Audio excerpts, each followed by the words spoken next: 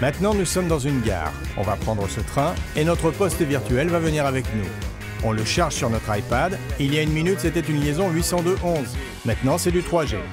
Allez, on embarque.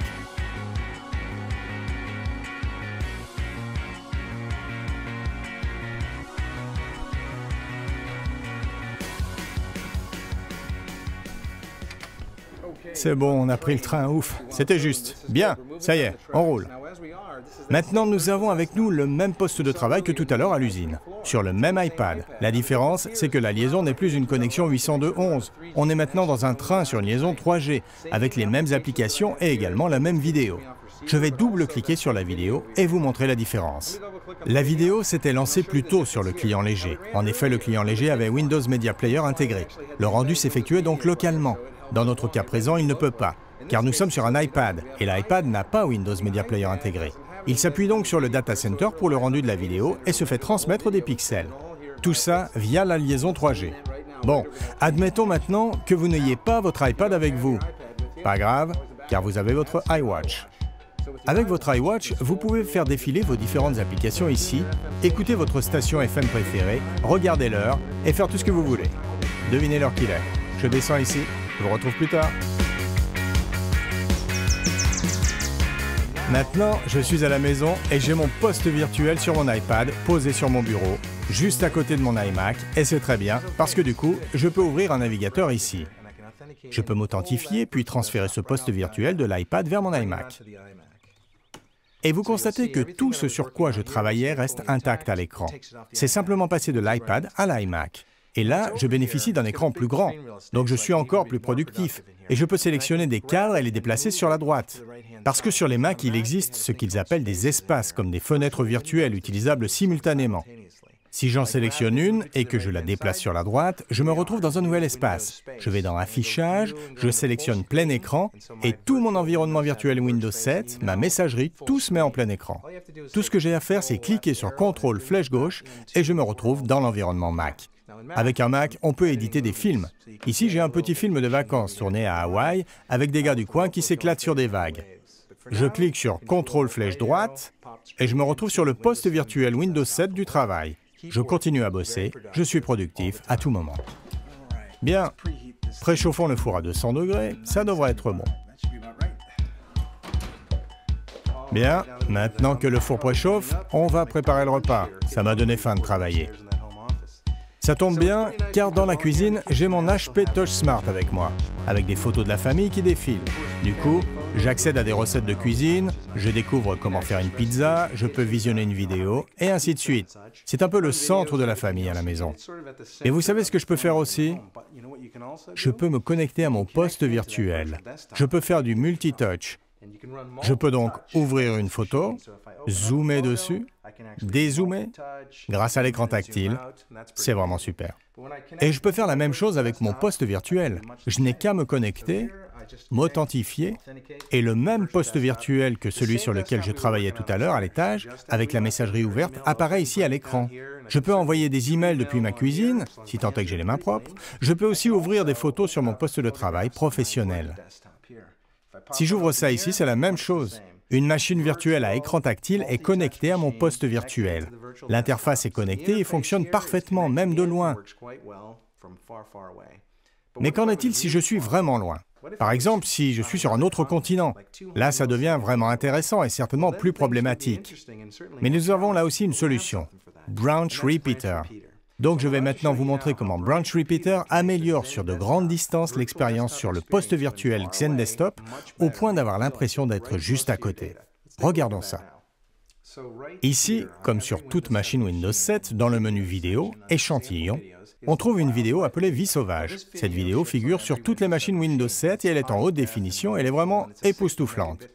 Son débit est de 6 mégaoctets par seconde. Elle permet donc de tester en grandeur nature votre machine et la liaison réseau. C'est ce que nous allons faire en nous connectant à un poste virtuel hébergé vraiment très loin. Et on va lire la vidéo. On va le faire une première fois sans Branch Repeater, puis une deuxième fois avec, et vous verrez la différence. Allons-y. Je double-clique sur la vidéo Vie sauvage, elle s'ouvre et la lecture va tenter de démarrer. Mais on est vraiment très loin, avec des délais de l'ordre de 200 millisecondes. Et notre liaison est limitée à 7 mégaoctets par seconde, avec une vidéo de 6 mégaoctets par seconde. On est donc très limite et c'est lent. Si vous regardez ici, à droite de l'écran, on a une mesure de la bande passante qui fait apparaître le trafic réseau. Actuellement, même si je paye pour 7 mégaoctets, je n'en ai que 2,5. Parce qu'on a des délais de l'ordre de 200 millisecondes. Avec TCP, les accusés de réception qui arrivent tardivement, tout le processus de communication souffre. Je paye pour 7 mégaoctets et en pratique, je n'en ai que 2,5. C'est catastrophique. Jusqu'à ce que je lance Branch Repeater, et là, tout change. Retournons sur l'écran HP TouchSmart. Je vois que Receiver est installé dessus, et c'est bien. Parce qu'à l'intérieur de Receiver, il y a des plugins qui vont nous aider. En l'occurrence, le plugin Accelerator. Si je l'ouvre, ce plugin va communiquer avec Branch Repeater et nous offrir tous ses avantages. Dans notre premier essai, il était désactivé. Maintenant, nous allons l'activer et voir ce qui se passe. Je clique donc sur « Activer l'accélération ». Le plugin se connecte et communique avec Branch Repeater. Maintenant, si on relance la vidéo, on va réellement voir la différence. On a donc activé le plugin et il communique avec Branch Repeater.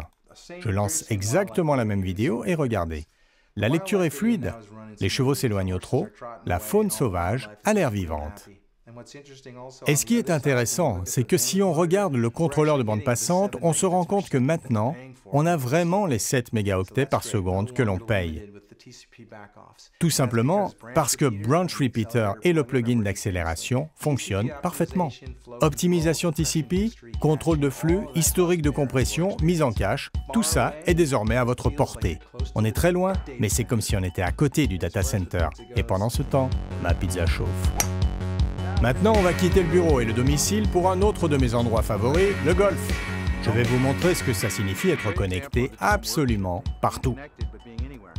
Pour ce faire, on va utiliser deux nouveaux périphériques mobiles, dont l'un est à peine de la taille d'une balle de golf.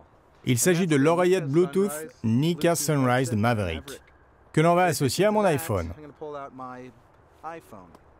Grâce à ma connexion Bluetooth, je peux initier un appel téléphonique. En même temps, je peux mettre Citrix Receiver et me connecter à mes applications virtuelles distantes via une liaison 3G.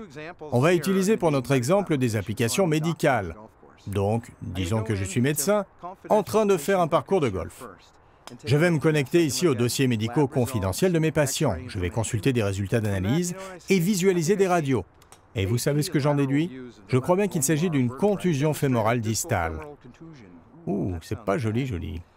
Une autre application que je peux consulter, c'est celle qui va me renseigner au sujet de l'hôpital, donc de la disponibilité des urgences et de la salle d'opération. Je peux consulter les plannings et je peux organiser à distance l'admission rapide de mon patient. D'après ce que j'ai pu voir, je vais recommander une appendicectomie. Tout devrait bien se passer. Pouvez-vous me prévoir ça en urgence lundi matin? Merci. Et tout ça pendant que j'attends patiemment mon tour sur le green.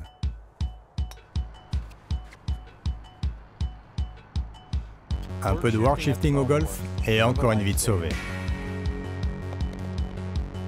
Bien, on arrive maintenant à la dernière étape, la virtualisation côté client. Jetons un œil à ZenClear. Pour cela, prenons avec nous cet ordinateur portable. Il a l'architecture vPro, le disque dur est formaté et on installe ZenClear. On a tout ce qu'il faut pour installer là-dessus une ou plusieurs machines virtuelles. Dans notre cas, on va prévoir une machine virtuelle à usage personnel. Je peux l'utiliser pour ce que je veux. L'autre machine virtuelle Windows est-elle à usage professionnel et m'a été fournie par mon entreprise. Jetons d'abord un coup d'œil à ma machine perso. Elle est à moi. J'en fais absolument ce que je veux.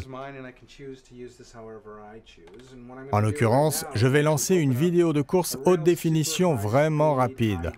Regardez. La vitesse des bolides, la définition, c'est vraiment extraordinaire. Elle s'exécute sur l'hyperviseur, ce qui montre avec quelle efficacité celui-ci extrait les données et accède aux cartes graphiques sous-jacentes. C'est vraiment époustouflant.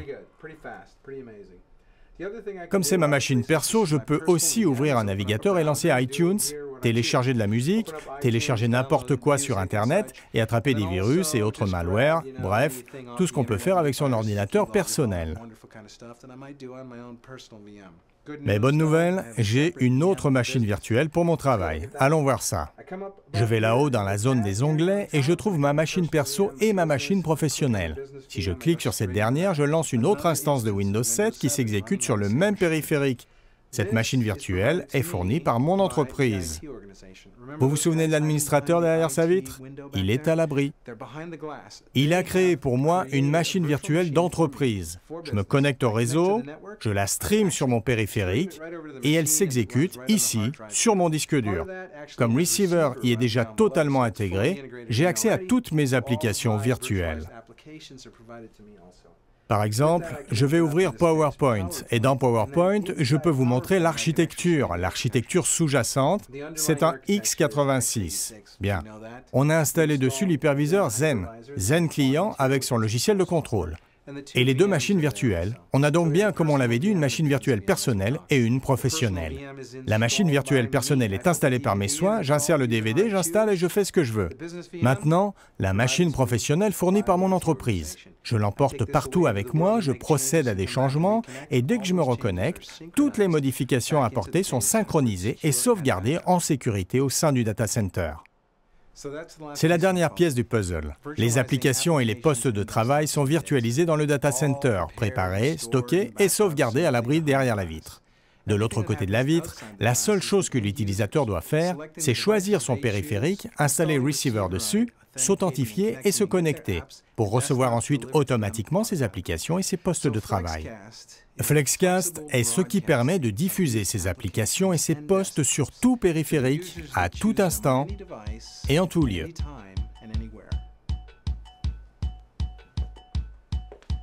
Il est maintenant temps pour vous de réfléchir à comment adapter tout ça à votre environnement. Citrix vous remercie et espère vous revoir bientôt dans son centre. Lion HP en train de faire ce que l'on aime le plus, regarder un match des Sharks. Et vous savez quoi? Avec mon iPhone 4, je suis encore connecté. Grâce à Citrix Receiver, je peux me connecter à tout instant à mes applications. Le seul problème, c'est que je n'ai pas emporté de sac à dos ce soir.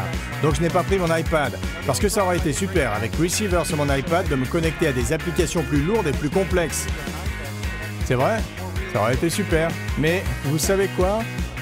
Je pourrais tout aussi bien utiliser quelque chose de cette taille. Vous avez quoi là? C'est quoi? Un Samsung Galaxy. Je peux voir? Oui? Mais oui, c'est bien un Samsung Galaxy, je n'en crois pas mes yeux, c'est vraiment extraordinaire. Avec son système d'exploitation Android, je peux installer Citrix Receiver dessus en quelques secondes.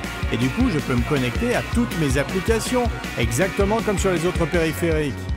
Maintenant, regardez. Quand je me connecte, j'ai tous ces menus qui apparaissent ici, exactement comme à mon bureau.